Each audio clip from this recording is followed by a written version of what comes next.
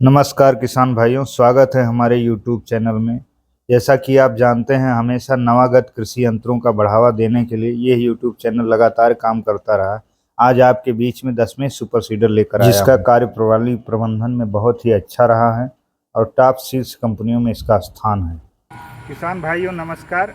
आज हमारे बीच में खंडासा से आए हुए हैं राम सिंह यादव जी, और वो सुपर सीडर ले जा रहे हैं दशमेश कंपनी का।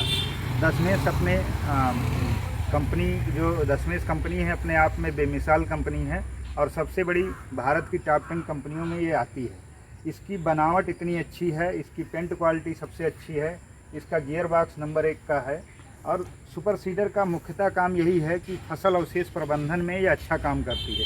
जैसे अगर आपने पराली प्रबंधन में मान लीजिए आपने धान की कटाई बाली केवल कर ली, ऐसे में या फसल अवशेष खेत में पड़ा हुआ है, तो किसान भाइयों ये रोटावेटर आगे का काम करता है। आरपीएम इसका ज़्यादा है, जिससे ये जो है मिट्टी को मथने का काम करता है और एक अच्छी गहरी जुताई करता है।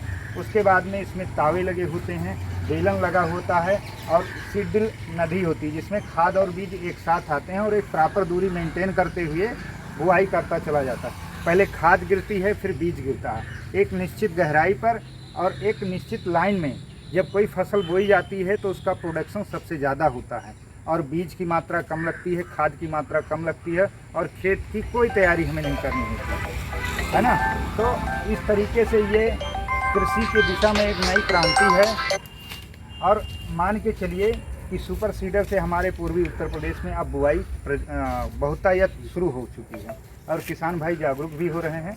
ऐसे में आप राम सिंह जी बताइए कि आपका घर कहाँ है? रामोपुर खंडासा, जिला फैजाबाद, तहसील मीरपुर।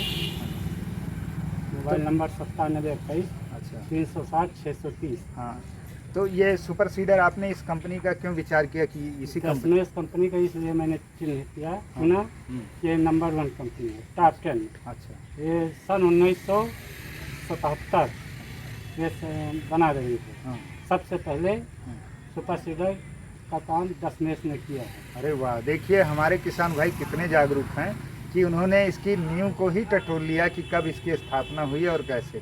तो और बताएं इसके बारे में क्या? और इसमें खास चीज़ ये है जो पीछे जहाँ ये खाद और बीज गिरता है, ये स्टील का तावा लगा है। अच्छा। और कंपनी में स्टील का तावा नहीं लगा है। हाँ, ये बात आपने अच्छी कही कि ये बोरान कोटेड हैं और स्टील हैं, तो इस वजह से इसके तावा में घिसावट कम आएगी और काम अच्छा शार्प रहेगा, तो काम अच्छा करेगा। वैसे तो किसान भाइयों मैं बताता चलूँ कि इसकी बुआई से आपके प्रोडक्शन में 10 से 20% प्लस हो जाता है। अगर आपका 1 हेक्टेयर में आप 40 कुंटल काटते थे, तो इससे आप 48 और 46 के बीच में प्रोडक्शन होगा आपका। दूसरा, सीड कम होगा और प्राकृतिक आपदाओं से आपके फसल की सुरक्षा होगी। क्यों होगी? क्योंकि एक निश्चित गहराई पर जब कोई बीज पड़ता है तो वो प्राकृतिक आपदाओं की झेलने की क्षमता रखता है, क्योंकि गहराई में बीज पड़ा हुआ बीज अन्य पौधों को गिरने नहीं देता। ऐसे में और जो हवा के झोंके आते हैं वो पूरब से पश्चिम स्वाभाविक तौर पे निकल जाते हैं।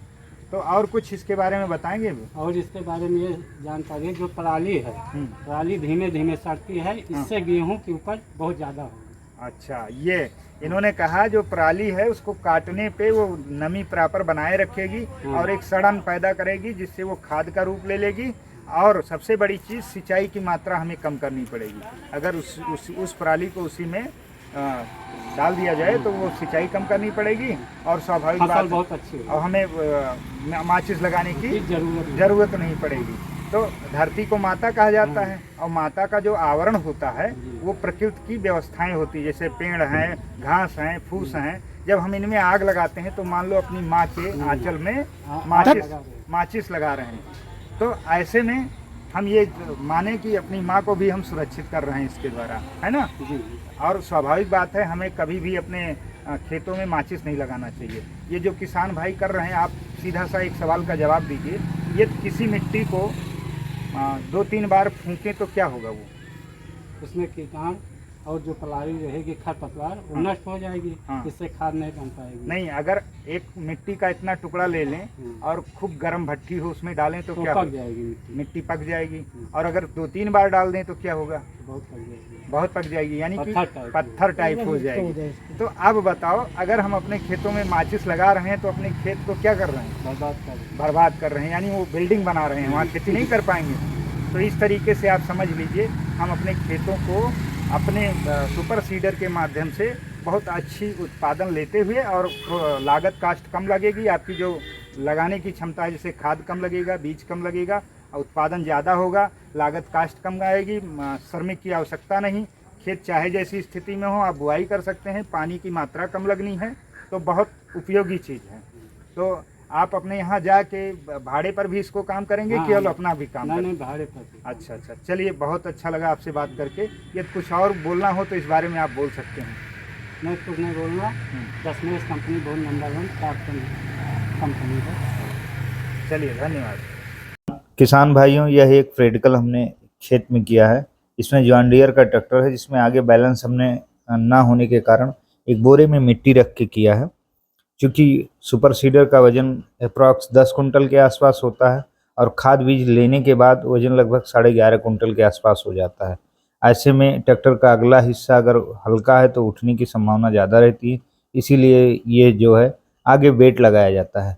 सुपर सीडर एक निश्चित दूरी पे एक निश्चित खाद, निश्चित बीज और फसल प्रबंधन को करने में बहुत अच्छा यंत्र माना जाता है। सबसे बड़ी चीज़, फसल अवशेष चाहे जितने बड़े हों, उनमें जो है हम अपना सुपर सीडर लेकर एक बार खाद और बीज डाल देते हैं, गेहूं का खाद और बीज। तो एक प्रॉपर दूरी, डिस्टेंस बनाए रखते हुए पहले खाद गिरेगा, फिर बीज गिरेगा।